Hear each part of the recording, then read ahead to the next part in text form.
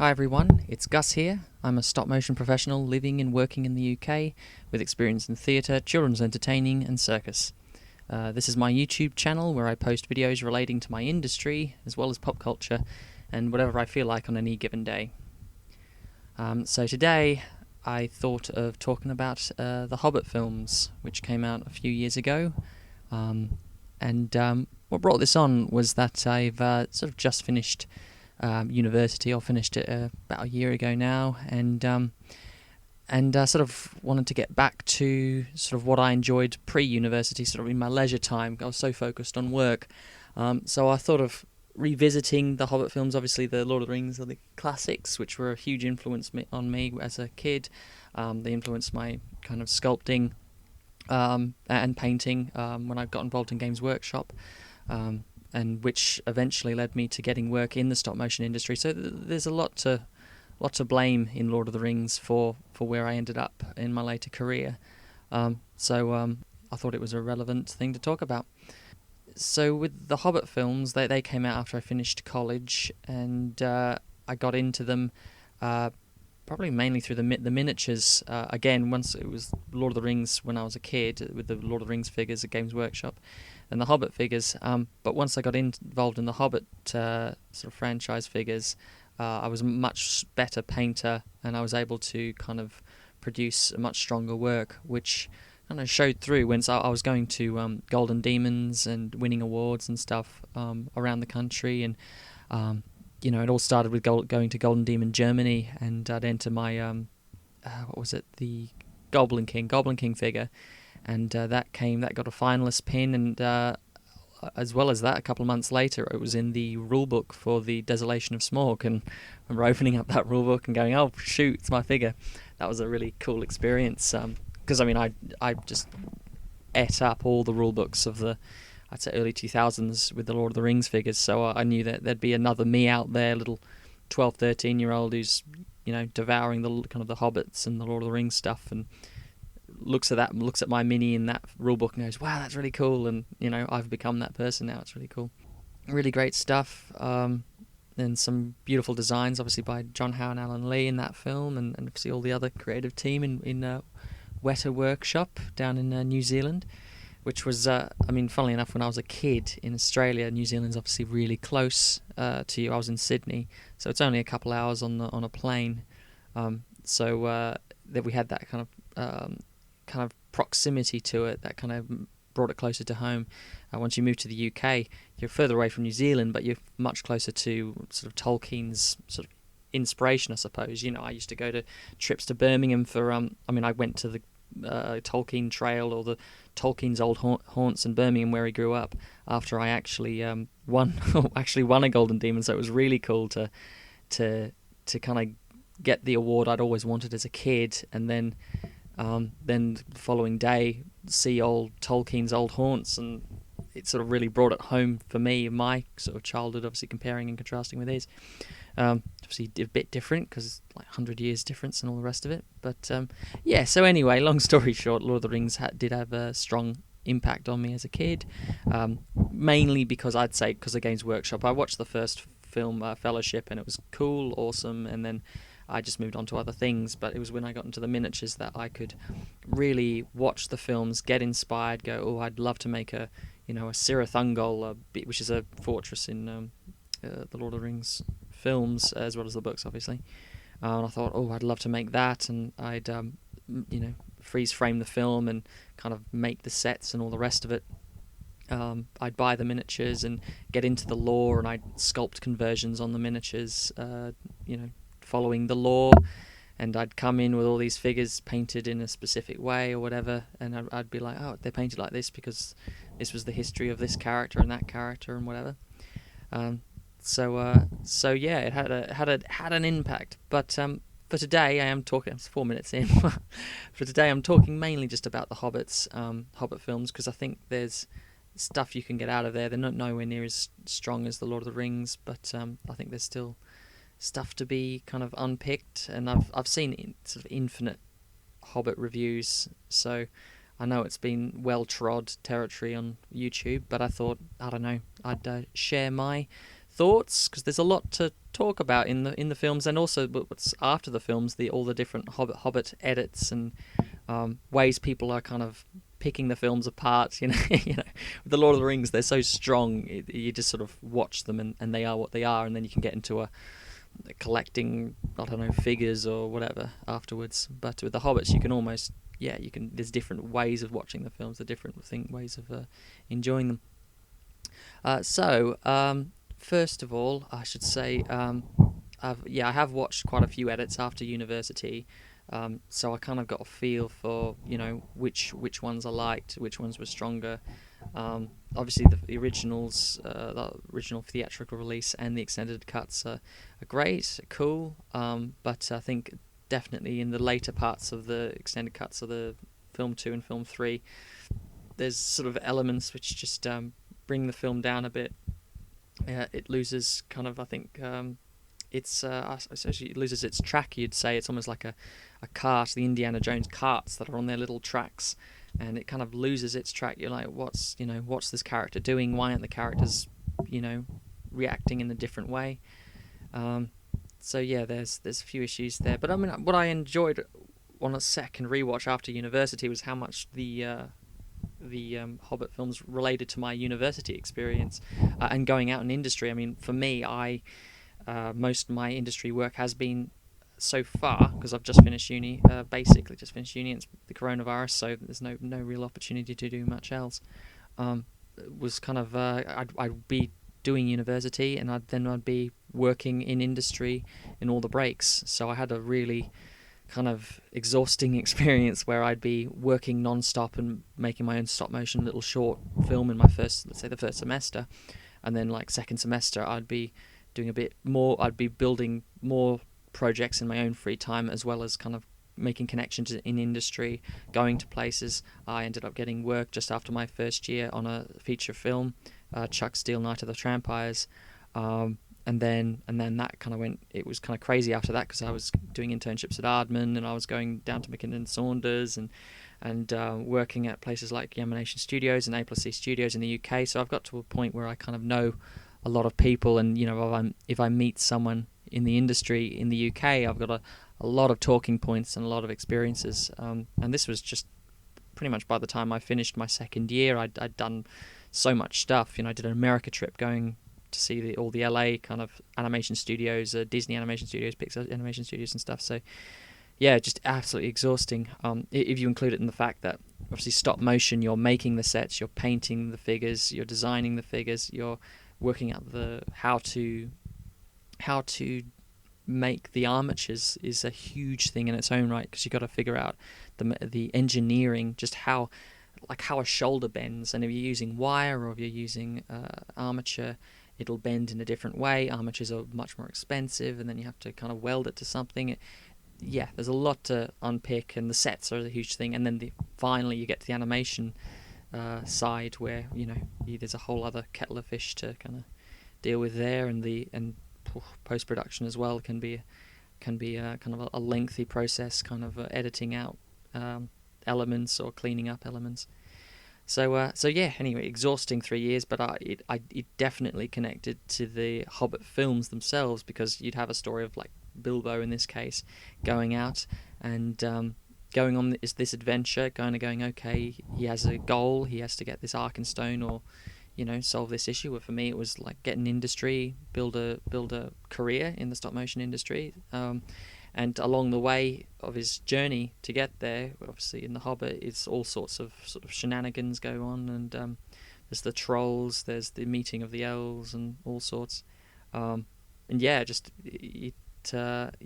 brings me back to that sort of uni experiences, and it helped me watching the different edits and watching the different versions of The Hobbit. Kind of gave me it was me unpacking my experience both in industry and at university, because it was all jumbled in. There was so much stuff jumbled in together. It was like a badly edited movie. Not saying The Hobbits are badly edited, but it was like just like cram, like so much stuff in there, episodic, here and here and here and here, which is obviously Tolkien's original book, which is naturally difficult to make into a film, because it works as a book, it works as a part by part process. adventure.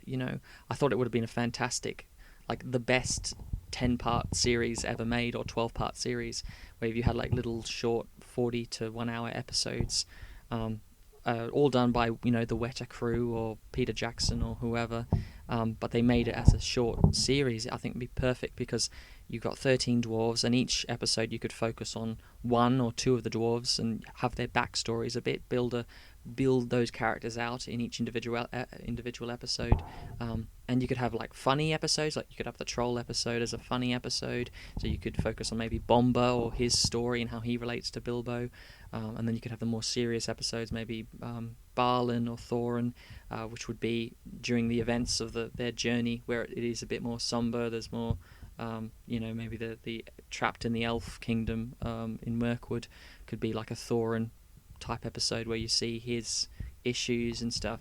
So it worked, I think, much better in that kind of context, so that by the end of let's say the final episode, you're kind of all the individual dwarves, you feel for them all because you've seen their story, they've all been fleshed out.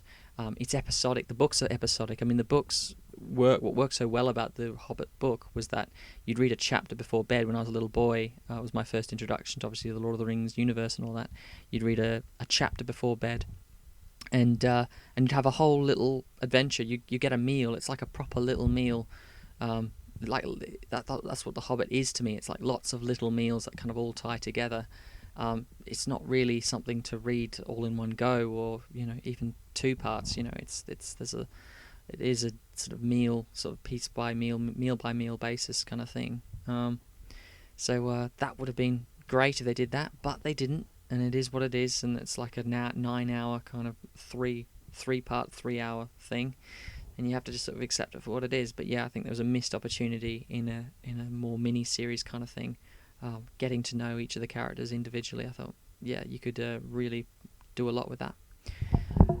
Anywho, it is what it is. So yeah, obviously I've mentioned about my Lord of the Rings, interested in the Lord of the Rings figures and how that was a huge thing, and looking at the art books and all the rest of it, and obviously with the Hobbit miniatures, getting really into them. Although I did think that there wasn't quite enough interesting big kind of stuff to play with the Hobbit figures, because in the Lord of the Rings miniatures you obviously had the Uruk-hai, and you could do silver dry brushing with your all your silver paints, as well as inks, and put on was it the White Hand of Saruman here and there to give it a little bit of diversity on the miniatures.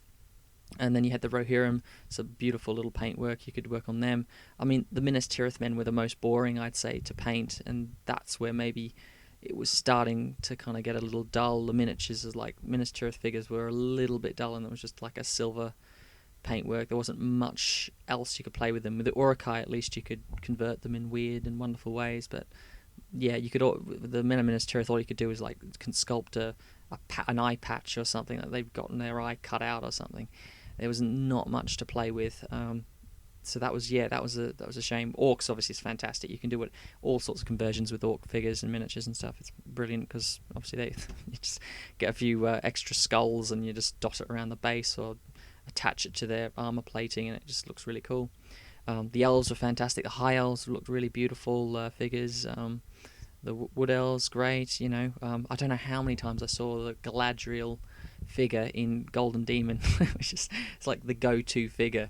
I'm so sick. If I see another Galadriel or Celeborn or Elrond or even Bilbo figure of them just stationarily standing there, and I suppose as a miniature painter you enjoy the folds, the fabric. The fabric has a nice opaque element, and you can really kind of get your painting techniques in there, whereas if it has let's say a suit of armor like a Minas Tirith man suit of armor just all silver, there's not much to play with that.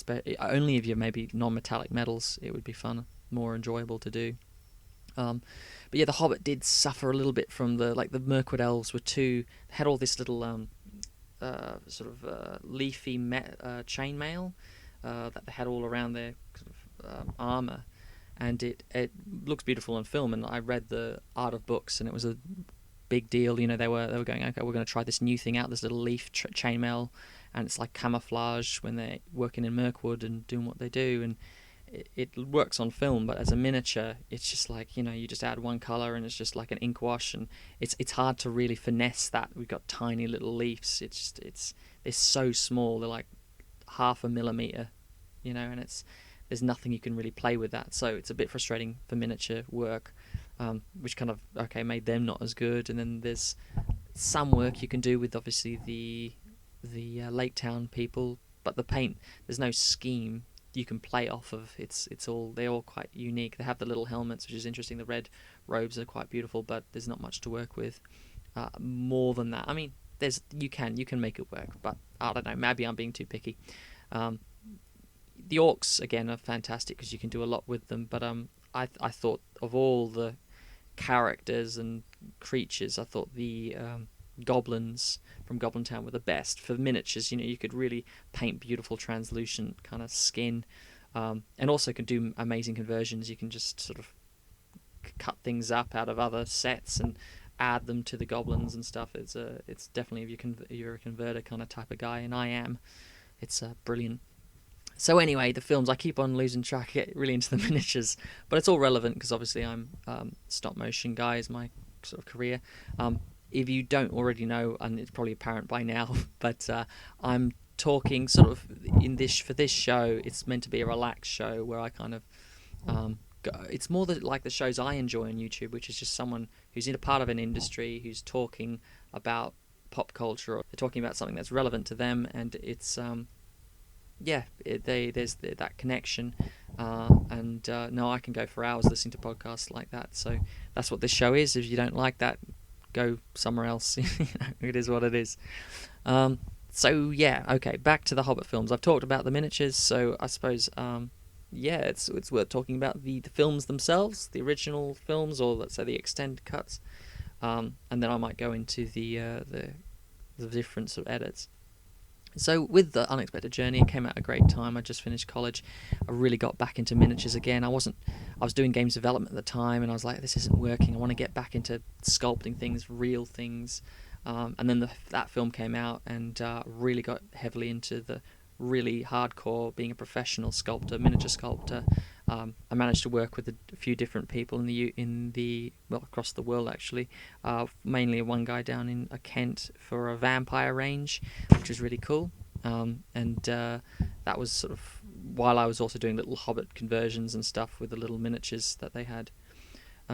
But the film itself I thought was great. The first one was it was a letdown when you compare it to Lord of the Rings, but it still had a lot of the fun kind of points that Lord of the Rings had. It was a different tone, and you kind of worked with it.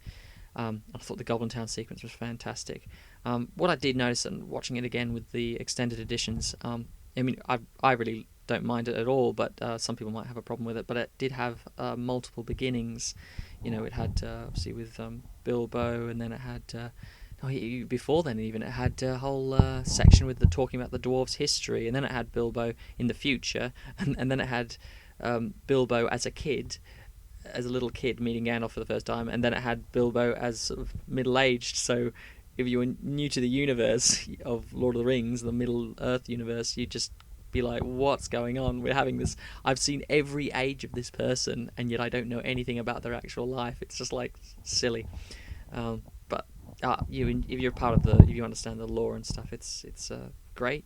There's no complaints there.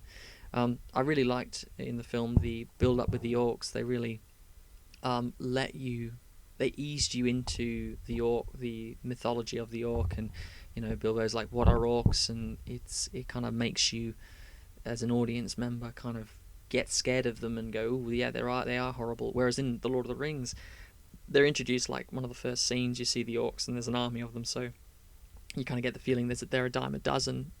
But yeah, what I liked about The Hobbit, it did make them scary, and it would have been so easy just to do the dime a dozen orc thing again and have like orcs being killed left, right, and center, like within the first 5 minutes of the film. But they didn't, and no, I thought that was great. I did think the White Council scene is one of the weakest parts of the film for me. I'm not sure if I should, rag on the film in any way, because it's unlikely, but there is a chance of getting some sort of work either with Weta or people who work at Weta, because I know a few stop motioners from the UK who've now gone down to work down in New Zealand, and there is a lot of, I think, cross pollination, because I know Peter Jackson is involved in a lot of the Ray Harryhausen kind of preservation efforts. As far as I'm aware, that's what's been going on. So yeah, there is a chance that I might bump into these people, Peter, or Richard Taylor, or various important people. And obviously I don't want to rag on their stuff too much, but I don't know. I can always take this down if I find any success in that kind of area of the industry. So yeah, the White Council I thought was a bit gratuitous, because you had I don't know, you had all these you had Cate Blanchett obviously as Galadriel, and Ian McKellen as Gandalf, and it just seemed like the actors. I felt like is Ian McKellen and Cate Blanchett having a good time and being all cheeky and kind of going, oh, it's bloody Christopher Lee or whatever. It just felt like that. It felt like the cool little actors club, and we're the good guys and they're the bad guys. And it's like, I don't want to see that. I want to see the characters. I want to see these ancient characters. And I don't know. It did seem a little bit. If petulant's the right word, I don't know. It just seemed a bit. It seemed off. That scene seemed a little off. There's a lot of good to it as well. Obviously, it was an important scene. Sorry, it was a really important scene to have, and that you needed to build up the tension of the drama of Middle Earth to keep the audience engaged with the film. Kind of without that, you're kind of just watching a series of events, and you're like, why should I be invested? That kind of gives you a kind of a time clock. It gives you a kind of a threat that you need to kind of keeps you in the film. And also the Morgul blade, it worked, but I thought it was a bit silly in that when you're watching the film, and this whole Morgul blade being found by Radagast is a whole plot element, and then it's an element again in the Fellowship. So it kind of feels like Rivendell is like the go-to place for everything Morgul blade related. It's like, oh, if you're watching them in the order of The Hobbit and then The Lord of the Rings, you're like, oh, and you see the Morgul blade, Frodo gets stabbed with the Morgul blade and getting it sorted out at Rivendell. You're like, well, didn't I already see this in? Is this like the place to go for these kind of issues? I just thought that was a bit weak. In the circus, I'd say it's a bit like when you watch an act and then soon after you see the exact same trick, and you go, oh, I saw the double somersault, and it's like, well, we're doing it again, and it's like, well, yeah, but we saw it. About the part of being a circus performer or being in the circus, you try and surprise the audience with something new and something fresh, or if you're doing the same thing, you do it in a different way. Just sort of doing the exact same trick. Oh, this is the Morgul blade thing. It's like, missed opportunity, I thought. I don't know, just something, they could have had something else. Even if it would have been better, I think, in some ways, if they made up their own lore a little bit, just to give it some freshness, so you feel like it's a big universe, the Middle Earth is a expansive universe, not just one where, oh, Morgul blades are a thing, and it's the Ethelas. Oh, it's the Ethelas plant. I don't know. So yeah, that was that. I thought Goblin Town was fantastic. I think the highlight of the whole series for me is the Goblin Town sequence. Beautiful kind of CGI figures there, and I know they did the puppets as well. I don't know. I think it must have really helped them to have the reference. Obviously it's a shame when you just have wasted costumes. I think it's a real shame, but those characters are beautiful. Just the skin is like semi-translucent. They're disgusting, but for me, like, those characters are beautiful. Like the translucency, and then the way they have the fire. The sets are fantastic. You can see how they've kind of ripped apart either kind of carts or ripped apart houses and used it as makeshift kind of houses for themselves, that they kind of repurpose things. I thought that was really cool, and as a model maker myself, you kind of go, I suppose you can relate to them. Sort of these little creatures that live in little dark places and make things. A bit like going and working in the animation industry. All these little model makers all working away on things. But they have not as many boils, hopefully.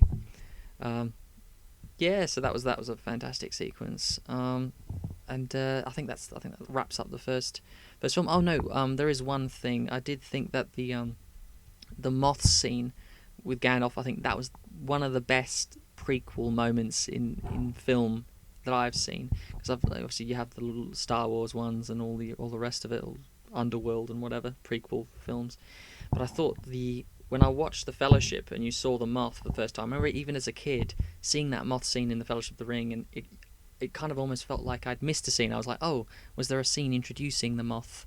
Because it felt like the way Gandalf reached and grabbed the moth, it was like, oh, he knows this moth. It seems like they have a connection or whatever. Whereas in The Hobbit, when you watch, they're on the tree and Gandalf reaches for I think it was a moth or a butterfly, I can't remember. But it's like he's kind of processing it, he sees it, and then he acknowledges it, and then he reaches out towards it, and then he speaks to it. So it really ties in with the Fellowship scene. So if you watch them in the order of The Hobbit, then The Lord of the Rings, if you're watching that scene in particular, it makes perfect sense. You're watching it going, oh, I get it, it's the moth thing, which I saw earlier. And I think that's a lot of prequel stuff. It often doesn't really work. You need to watch the prequels after you watch the originals. But I thought at least with that scene, that's something where you could actually recommend watching The Hobbit first. They watch that scene, and then they watch The Fellowship of the Ring, and it has a momentum. It's like, oh yeah, okay, naturally that's the moth, and then it's finally paid off in Return of the King. Yeah, no, that was a good little film. Obviously long. It's. I was thinking earlier, was that they're Boxing Day movies, really. The Hobbit films. You kind of watch them when you're with the family and you got nothing much else to do, and you're watching them during the day, and you can kind of have other things going on around you. They're not really necessarily. I mean, they can be nighttime films, but they're kind of relaxed. You definitely have to be in the kind of chill kind of mindset of kind of you step out for a bit, get a few crisps, come back, go out, make lunch, go for a walk, and then finish off the film later in the day. It doesn't really. I don't think they really quite work as kind of sit down for 3 hours and like. Yeah, it's a bit too episodic for that. It works when you're kind of maybe pausing it halfway through to get something, and yeah, better kind of way of watching them. Second film I did find the Bjorn stuff was great. Great opening, and the extended scenes in Mirkwood are great. Fantastic stuff there. With the sort of going over the lake, was it the river? I did think that Mirkwood itself wasn't as original as it could have been. It was kind of like Fangorn, but desaturated Fangorn. There was a missed opportunity there, I think. I think they were trying to play with extremely saturated, but the problem is they put in all these colours into the set and stuff. From my recollection of watching the making ofs, which could be completely different from the actual experience, because sometimes, having worked on films, the making of documentaries kind of make the film look like it was made with a certain feel. Well, yeah, it changes the way that it changes the perspective of what it's like to make the film, and the film could feel like a certain kind of film when you're working on it, and you have a certain energy. The set has a certain energy. The costume design, sort of, let's say, location has a certain energy, and you watch the making of it, and it feels like it's a completely different place, despite being obviously behind the scenes photography and stuff. But I think they overdid the colours, and then they had to in taking away the colours, they ended up over desaturating it, so it just, that was a missed opportunity. I did think the creature that Bilbo ends up beating to death, the sort of, what do you call it, the innocent little insect creature, was a bit King Kongy. I thought he was kind of stepping a bit too far back into his King Kong days, and I thought, I don't know, they kind of altered the creature to be a bit more based in the Lord of the Rings world. Yeah, I don't know. European, I don't know, creatures, European mythology. I mean, his stuff with King Kong was more a volcanic island, obviously New Zealand, kind of wildlife, and it evokes New Zealand, I suppose, the King Kong film, whereas Lord of the Rings should be more based in a European mythology. Obviously, a mythology of New Zealand could have, you could have giant insects, because they have giant insects there.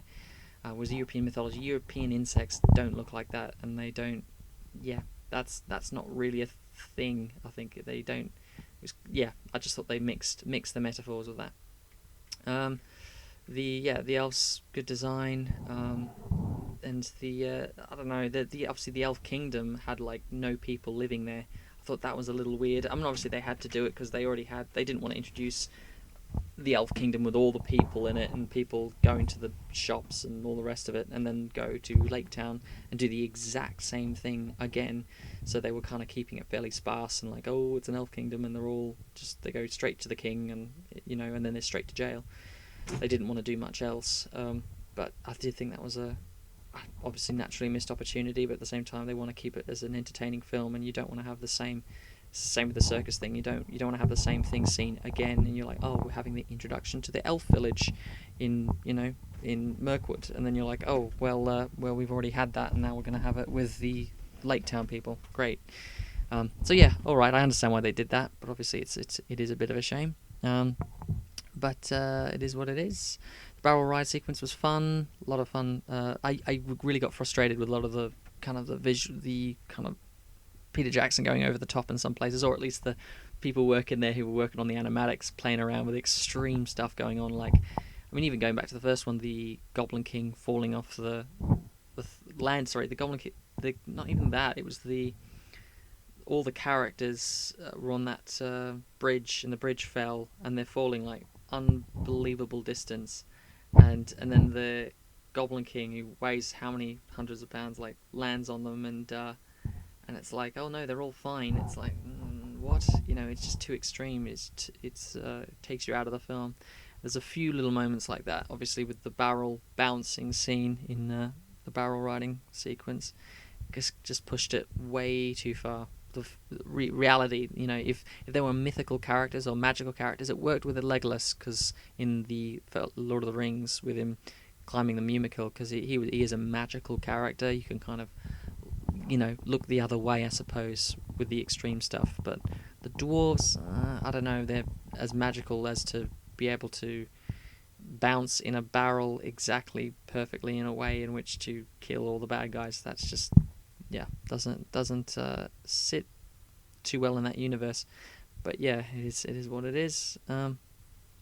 The Lake Town itself, it just kind of got a little bit tedious as well. It was it sort of carried on and on and on, and it was you kind of already kind of got it. It was like, oh, there's the pantomime villain, and obviously I've worked in theatre and stuff. In the UK, pantos are a big deal, and I mean, I enjoyed them as a kid, but I did prefer kind of circus or stories, when you have the pantomime villain and he's like, oh no, you didn't, and it's like, oh yes, you did. It's, I don't know, it's not my thing. I don't know, maybe it's my Australian background, but it's definitely part of the British sort of scene, and I think they were trying to go for that with the Lake Town master and his sidekick. Was it Alfred, his sidekick?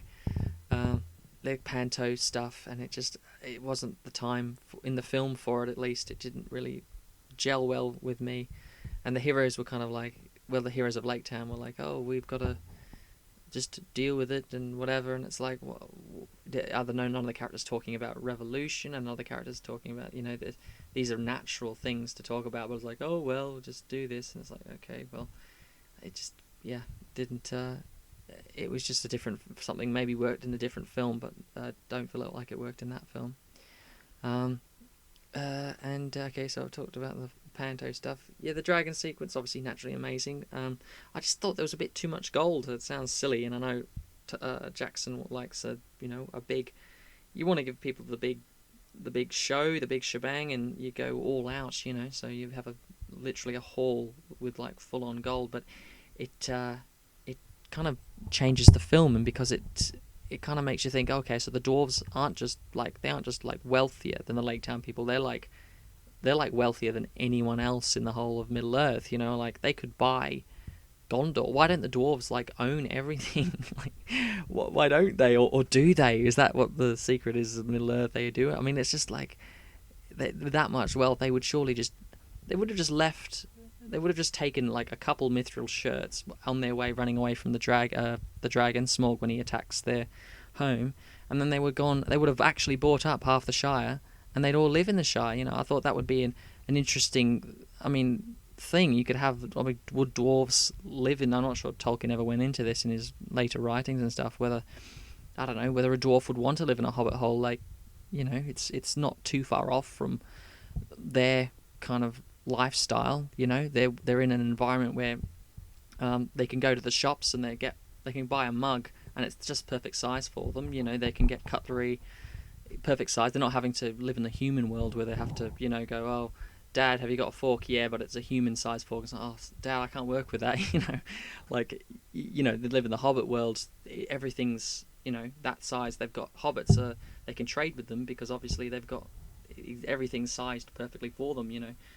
Well, obviously dwarves are a little bit stouter, but I mean, other than that, it's something that.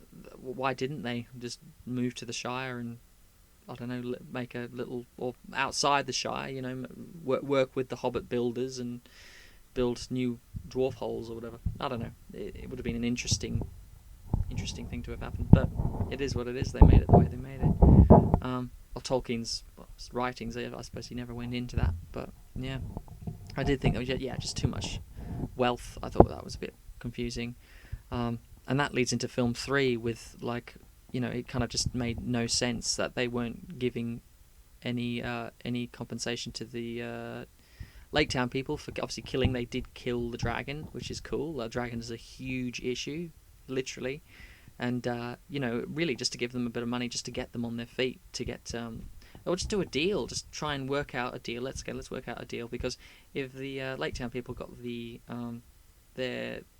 got back up and running and got their industries back up and running, then they could do trading with them, obviously, because the Lake Town people live on closer to the lake. They wouldn't be on Lake Town anymore because it's got destroyed, but I forget the city, I haven't seen it in ages, the little city they have near, is it Erebor? Not Erebor, I can't remember, but yeah, it's near the lake, and they could set up a trading route. They're on the lake, so they could bring up stuff from Gondor or wherever, and then trade with the dwarves. So it's in the dwarves' best interest to have a functional human society, and the humans can work as a buffer between the Gondorian humans, or the elves of Mirkwood or whatever. They as long as they're in good kind of stead with the humans of Lake Town, they kind of got a connection to the rest of the world. So it kind of made sense to help them out. But just speaking business-wise, it just made perfect sense. But so that it didn't make sense that they're being closed off. But obviously they're trying to do the whole Thorin thing,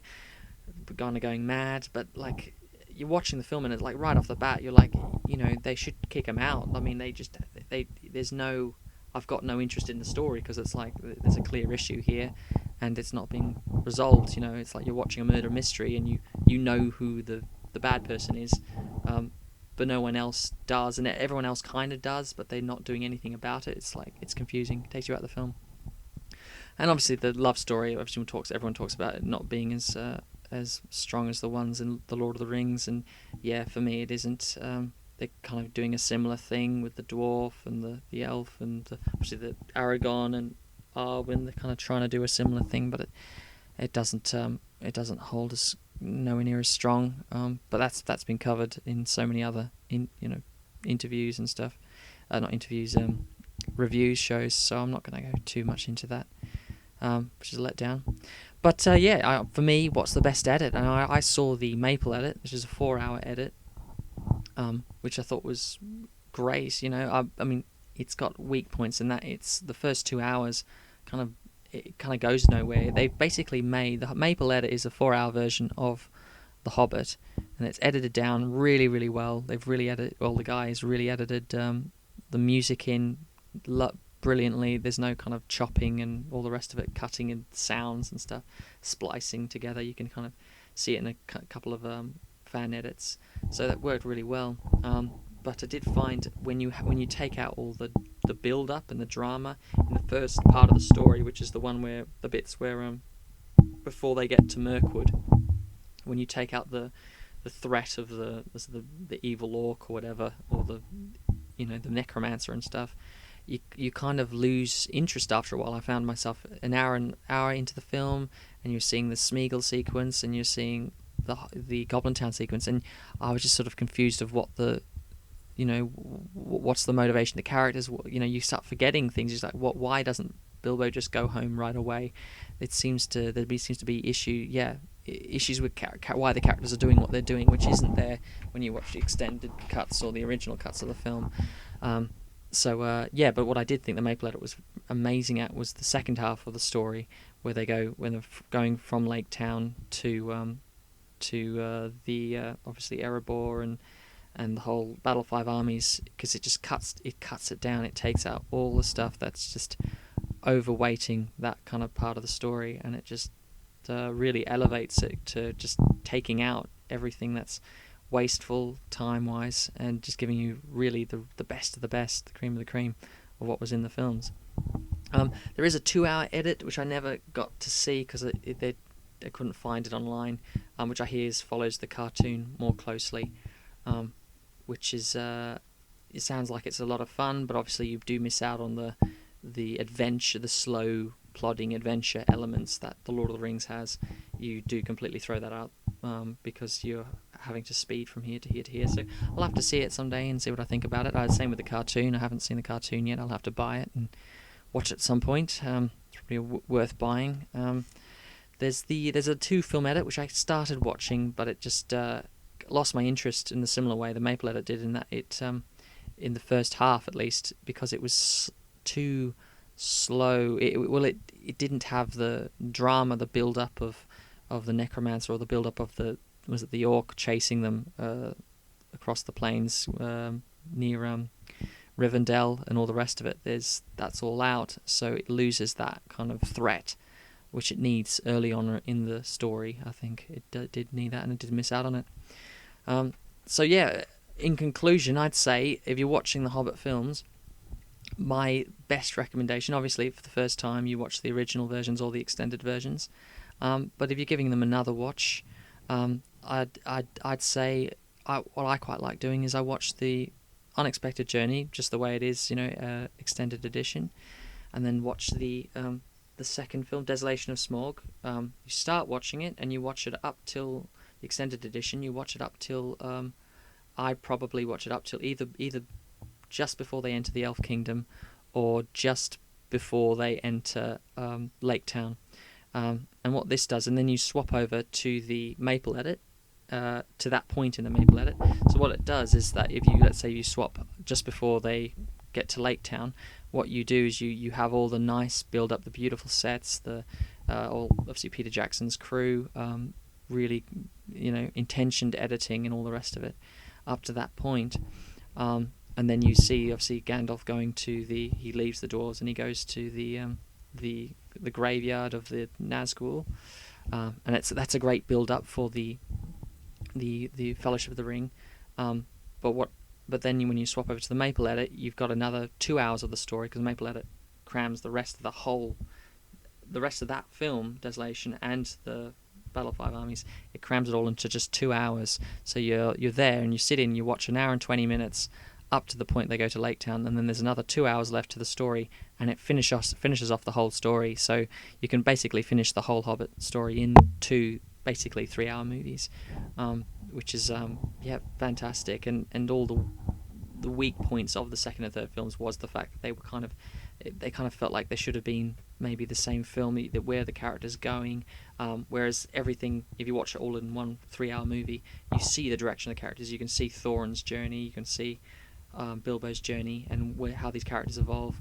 When they meet Thanduril in the Desolation, it gets resolved in the same kind of viewing. Let's say if you swap over to the Maple Edit, what I wouldn't watch the Maple Edit just right after the Unexpected Journey, because it doesn't really have a big beginning. It kind of speeds along through the Beyond sequence, so you get that nice beginning with watching Desolation and watching. I just enjoy watching all the beautiful sets and stuff.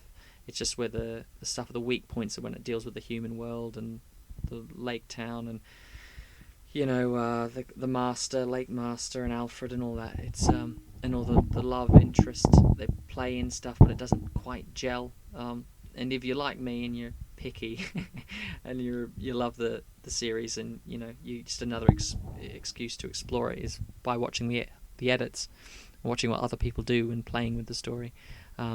Obviously, it's important for everyone to own the original versions of the film. I just think it's terrible if you're just watching stuff that isn't you're not giving any kind of credit to the original creators. But Yeah, no, that's definitely my recommendation. To watch the Maple Edit halfway through the story, essentially.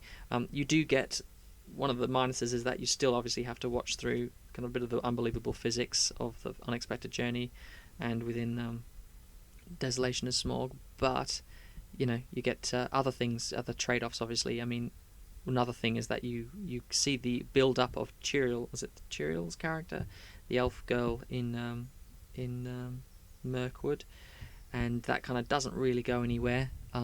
But you kind of just treat it as building out fleshing out the elf kind of kingdom and the way they do things, the way they work.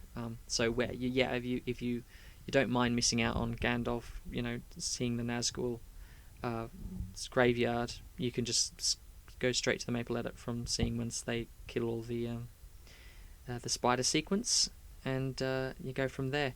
I mean, I did think as a final note, the whole necromancer scene in the third film, which is not in the Maple Edit, it's not missed for me in most respects, because you have the Nazgul are just depicted as almost like these video game kind of flickering, kind of rendered characters, and they lose the mystique of the hooded riders in Fellowship. So by swapping over the films right after Gandalf sees the empty graves in the Nazgul graveyard, it really sets you up for the next film, which would be Fellowship. So you could watch them as a 5-film kind of series. Anyway, that's just my thoughts on The Hobbit, how it relates to me, and I suppose a bit to my industry and what I do day to day these days. If you do work at Weta and you are involved in that scene, please don't take offence with my interest in the other versions of the film and the other cuts.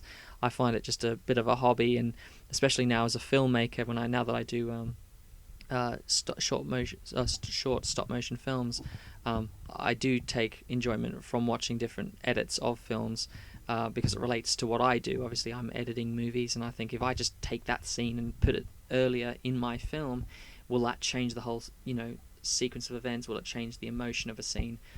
So it's relevant to my industry, and I think I'm not just some guy who's out to kind of disrespect original editors of various films. It's just more of a fun thing I enjoy because it's a part of my industry, which is editing, really, filmmaking, telling a story. What if I put this sequence here, that sequence there, and seeing a massive story like The Hobbit, which is like 9.5 hours, and there's clearly room to take stuff out and we'll put more stuff in here. It's a breeding ground for people like me to kind of go, ooh, well, what if we cut this out and put that there and that there and that there, all in good fun. Thanks for watching. I hope you enjoyed this. It's a bit of a long one, this one, but I am into Lord of the Rings, and I've obviously have got a lot to say about it, having painted miniatures for so many bloody years. Thanks again for watching. If you like and subscribe, I'll consider making more videos like this, and if not, that's fine too. Right.